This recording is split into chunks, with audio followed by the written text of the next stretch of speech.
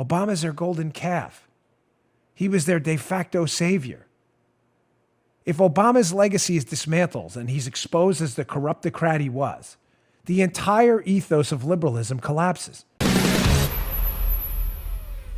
Now, the last 2 weeks have been explosive shows where we've been talking about our operating thesis here that everybody in this DC fetid swamp they know each other. Not a shocker, but they all have something to hide. And as we said yesterday, they're all going to get rich or die trying, like that 50 Cent movie. There's something else they're hiding that's buried in this New York Times story. Hat tip to my good friend at Fox. You know who you are. Texted me this morning. Who found this, and he's smart enough to dig right through the nonsense. Said, hey, what's up with this one? Let's put up this last little takeaway from the New York Times piece that's just kind of thrown in there as a throwaway. Remember, everybody knows each other, and everybody has something to hide. Quote, New York Times. They're talking about an index of messages here. So when I get to this, they're talking about hacked emails, that the Russians hacked emails and have a bunch of messages. Other foreign governments had an index of these hacked messages by U.S. government officials.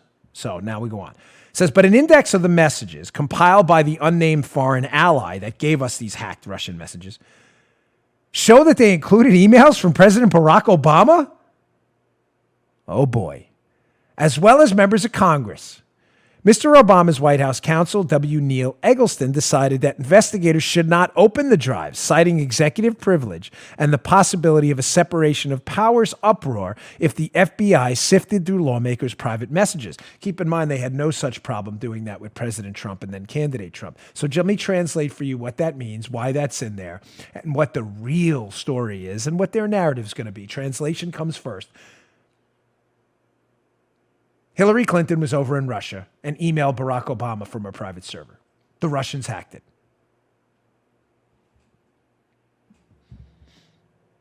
Why is that a problem? Well, number one, it speaks to the disturbing nature of how desperate Hillary Clinton was to keep her information from official government servers, that her team was dumb enough to go over to a known adversary, Russia, with high-level counterintel and intel capabilities, and actually from a private, unsecured device, email the President of the United States. Do you understand how if there's levels of stupidity, that's a level 10 on a 10-point scale? That's not the big problem, though, folks. We all know Hillary and her team weren't that bright. After all, they tried to hammer, smash, and bleach bit their systems to clean any emails so that you couldn't read them. The problem here is that's not what Barack Obama told the public, folks. Remember what I've been telling you again for 2 years now, based on really good sourcing. The media is not protecting Hillary Clinton in this email scandal. What do you mean? They love Hillary Clinton. Nah, they do, but they're kind of done with her. They'll throw Hillary Clinton under the bus in a moment. Not because they like or hate her or anything. They're not protecting Hillary here. They're protecting Obama. Obama's their golden calf. He was their de facto savior. If Obama's legacy is dismantled and he's exposed as the corruptocrat he was, the entire ethos of liberalism collapses. Obama is their Ronald Reagan. Imagine if someone told you, Reagan was a Russian traitor, and you found that out now. we'd be destroyed. Reagan was an icon to us. Of course, that's all, but you get the point. Mm-hmm. Now, when Obama's malfeasance with Brennan through Spygate and through this email scandal are exposed, it's going to dismantle any myth in the future that Obama was even a remotely non-corrupt president. He knew about Spygate, there's no doubt in my mind.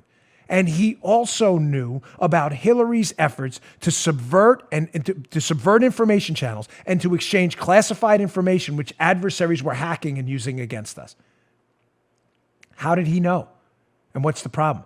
Well, first, he gave an interview a while ago, a long time ago, when he was still in office. And when asked about the Hillary email scandal, that Hillary had a private email, not a government email, and it was unsecure, Obama said, I don't know anything about it. I heard it from the news. Really? Then how come Hillary's emailing you from a private email? Nah. I got you. Don't worry, I'm ahead of you here. Some of you may be saying, well, Dan, I get a lot of emails. If he got an email on his device, whatever it was, and it said from Hillary Clinton, if you don't actually push on the email, he probably doesn't know exactly where it came from. It could be Hillary at state.gov. Maybe he was just confused. Oh, no. No. That's not what happened. See, we have this place called WACA. Not like Fozzie Bear, WACA. WACA stands for White House Communications Agency. It's a military entity that secures all of the president's communications. That's why it's called the White House Communications Agency. President Obama had a BlackBerry. That BlackBerry had to be whitelisted so that, some spam account from Russia can't email Obama. Right. And he was only allowed to receive emails from specific private email addresses that were whitelisted into his BlackBerry. Obviously, the opposite of being blacklisted. Who told those people to put a private email address they knew was private from Hillary Clinton in that BlackBerry?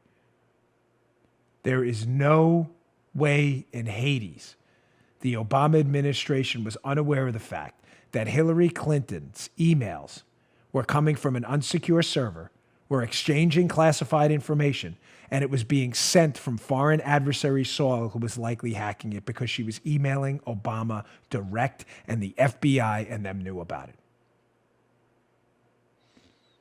Now, I translated it for you. I told you what really happened. What's the spin from the Times? It's going to be obvious. It's very few ways to spin that disaster. That is lipstick on a big, fat, juicy pig right there. There's no way to lipstick that one up.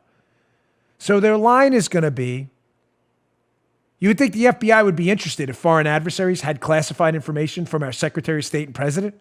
Their line's going to be, well, the White House thought this was privileged information and, separation of powers and stuff.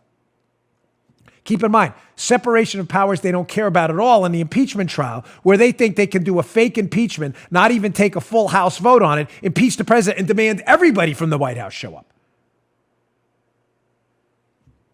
Two different narratives. When it's Obama, no, it's separation of powers. Those Obama emails that the Russians were reading, the FBI shouldn't be involved. They're Obama's emails. No, they're the Russians' emails now. But that's separation of powers, executive privilege. But when Trump says, hey, I was having a conversation with John Bolton about national security, get him up, no executive power, get in here. You just heard the Dan Bongino Show. You can also get Dan's podcasts on iTunes or SoundCloud. And follow Dan on Twitter 24/7 @DBongino.